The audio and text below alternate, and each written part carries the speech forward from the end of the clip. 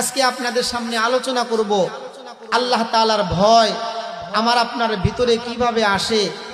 দুনিয়ার ভিতরে আমরা নেক আমলের জন্য উদ্বুদ্ধ হতে পারি না, গুনাহ থেকে বাঁচতে পারি না।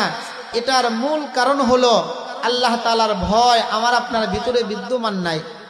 তো আজকে আলোচনা করব আল্লাহ তাআলার ভয় আমার আপনার ভিতরে কিভাবে আসে। রাসূল করিম সাল্লাল্লাহু আলাইহি ওয়াসাল্লাম বলেন, তাকওয়াল্লাহি রাসু কুল্লি হিকমা, যে সমস্ত ধর্মীয় জ্ঞান, সমস্ত ধর্মীয় বুঝ এর মূল হচ্ছে তাকওয়া বা আল্লাহ তাআলার ভয়।